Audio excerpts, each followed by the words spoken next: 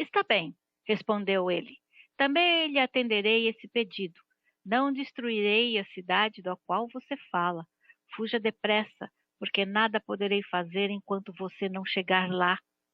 Por isso, a cidade foi chamada Zoar. Quando Ló chegou a Zoar, o sol já havia nascido sobre a terra. Então o Senhor, o próprio Senhor, fez chover do céu fogo e enxofre sobre Sodoma e Gomorra. Assim, ele destruiu aquelas cidades e toda a planície, com todos os habitantes das cidades e a vegetação. Mas a mulher de Ló olhou para trás e se transformou numa coluna de sal.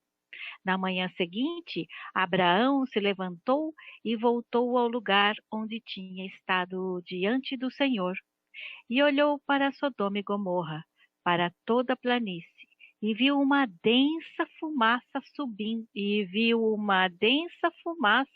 subindo da terra como fumaça de uma fornalha. Tom. Quando Deus arrasou as cidades da planície, lembrou-se de Abraão e tirou Ló do meio da catástrofe que destruiu as cidades onde Ló vivia. Os descendentes de Ló. Ló partiu de Zoar com suas 2 filhas e passou a viver nas montanhas, porque tinha medo de permanecer em Zoar. Vai ver que o vento maligno foi um bom recado. Ele e suas 2 filhas ficaram morando numa caverna. Um dia, a filha mais velha disse à mais jovem: Nosso pai já está velho e não há homens, e, e não há homens nas redondezas que nos possuam. Segundo o costume de toda a terra, vamos dar vinho a nosso pai e então nos deitaremos com ele para preservar sua linhagem. Veja que Ló, ele tinha uma linhagem dos deuses, ele não era um humano comum, senão elas não teriam dito isso para nós que conhecemos a questão da realeza e dos híbridos. Ló, como ele era aparentado de Abraão, que também era um híbrido, então aí está a resposta também, né, gente? Naquela noite deram vinho ao pai e a filha mais velha entrou e se deitou com ele, e ele não percebeu quando ela se deitou nem quando se levantou. No dia seguinte, a filha mais velha disse para a mais nova: Ontem à noite deitei-me com meu pai. Vamos dar-lhe vinho também esta noite e você se deitará com ele, para que preservemos a linhagem de nosso pai. Então outra vez deram vinho ao pai naquela noite e a mais nova foi e se deitou com ele. E ele não percebeu quando ela se deitou nem quando ela se levantou. Nossa, que sono pesado, né? Que tinha Ló, mas bah! Assim as 2 filhas de Ló engravidaram do pai. A mais velha teve um filho e deu-lhe o nome de Moabe. Este é o pai dos Moabitas de hoje. A mais nova também teve um filho e deu-lhe o nome de Ben-Amim. E este é o pai dos Amonitas de hoje. Ben-Amim, estudamos os Ben-Amim, né? Bom, agora então vamos entrar aqui numa questão para fazer uma desmistificação, então. As bombas atômicas Anunnaki, armas de aniquilação nos tempos antigos. Muitos acreditam que no Mahabharata e no Ramayana não são obras de ficção científica, mas sim fatos da realidade. Não só aeronaves sofisticadas existiram, como as Vimanas e os Vairishi, mas também existiam e estavam em uso de armas nucleares terríveis. Poderia os Vajra ser uma destas armas? Vajra é uma palavra sânscrita que desafia a tradução por causa de seus inúmeros significados. Mas, essencialmente, Vajra é uma substância, indestrutível, usualmente representada pelo diamante. Indra, deus mais importante da região védica, é frequentemente retratado empunhando um poderoso raio, Vajra, que mais tarde se torna no budismo um cetro de diamante, o Vajrayam. Foi Vajra de Indra uma de suas armas usadas contra inimigos como o demônio Vitra, descrito como tanto cobra e dragão. Seria aqui Ninurta contra Marduk? De acordo com textos védicos, o início desse demônio, também conhecido como o inimigo que está na Bíblia, havia se transformado em uma cobra. Uma cobra de novo, uma serpente, temível como nada menos que 99 bobinas. Infelizmente, para os agricultores locais, estas bobinas enormes estavam bloqueando os rios e riachos e causavam uma grande seca. Tão horrível foi Vritra que nenhum dos deuses ousou intervir, e foi apenas Indra que entrou a coragem para lutar contra a besta com um de seus raios. Como também sabemos, Zeus era o portador do raio, empunhando sua arma contra os poderes das trevas, as armas de terror. Muito se especula sobre o que aconteceu em Sodoma e Gomorra.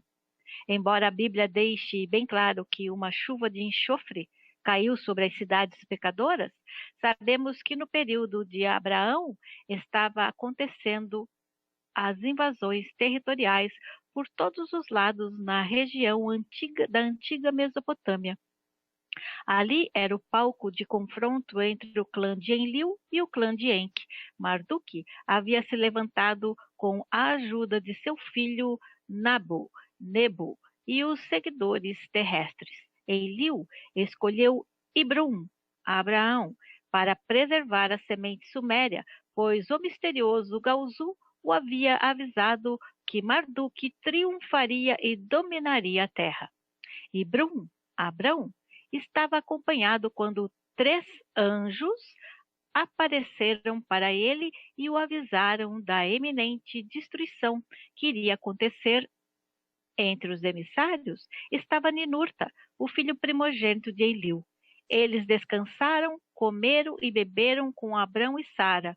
Esses 3 eram Ninurta, Nergal, 3, quem seria o outro? Ninurta, Nergal, não sei quem é o outro agora. Só sei de Ninurta e Nergal, não me vem agora o terceiro. Depois se levantaram e foram em direção às cidades-alvos. Lá chegando, viram que a insurgência contra Enlil era enorme. Estavam todos partidários de Nebo. As cidades seriam destruídas. Não havia outra opção para conter o avanço das tropas de Marduk. Isso tudo aqui fica claro que as bombas serviram para deter a intriga dos deuses para quem é novato no tema religião comparada e mitologia comparada.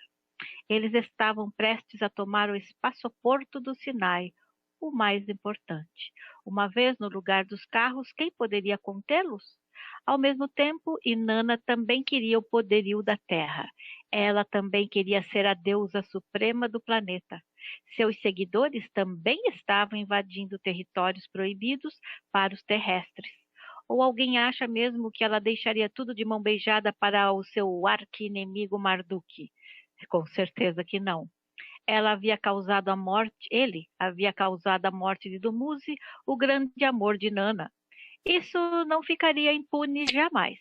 O rei Shugi tomou a frente e invadiu primeiro os territórios almejados por Nebo e invadiu também os territórios do clã de Enki. Na verdade, ao que parece, Inanna se tornou ainda mais perigosa que Marduk. Anote isso, porque é uma verdade muito grande.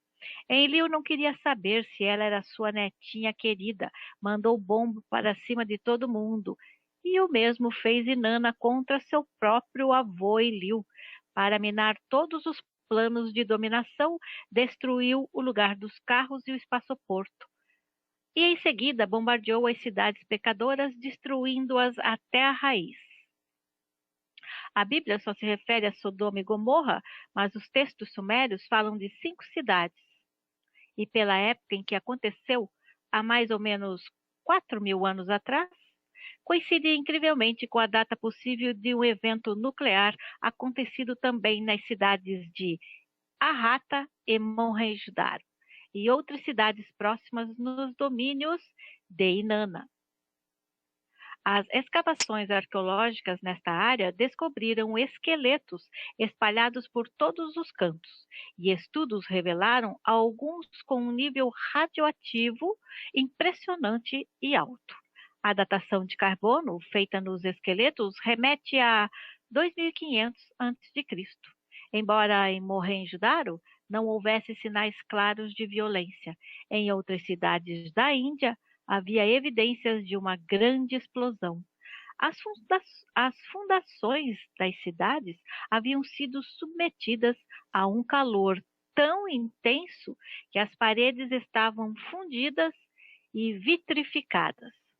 O livro perdido de Enki relata que Ninurta Nergal, ambos filhos de Ninurta, filho de Enlil, e Nergal, filho de Enki, foram os responsáveis por esta aniquilação, enquanto Ninurta despertava os Mês das armas de um longo sono, pois estavam escondidas há milhares de anos, num esconderijo que Enki acreditou e ingenuamente ser o único a saber. Nergal deu o nome a cada uma das 7 armas do terror. Nergal, o deus do submundo, para quem gosta de correlacionar. A primeira ele chamou de A que não tem rival. A segunda, chama ardente. A terceira, a que desmorona com terror. A quarta, fundidora de montanhas. Vento que busca os limites do mundo, chamou a quinta arma, e aqui vai dar uma bomba para cada cidade. A que ninguém perdoa chamou a sexta, então são 6.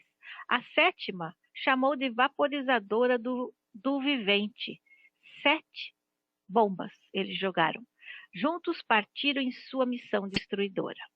Quando amanheceu o dia seguinte, tormentas, tempestades e ventos levaram uma nuvem marrom escura para as cidades que não eram seus alvos.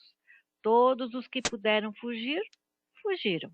Os deuses fugiram em suas naves, os terrestres se dispersaram, mas muitos foram atingidos pelo vento maligno causado pelas 7 bombas, nomeadas por Nergal e jogadas na população por Ninurta e Nergal. Em Mohenjo-Daro, verificaram que alguns corpos contêm quantidades elevadas de radiação e não se deterioraram, e mesmo assim não foram devorados pelos animais do campo.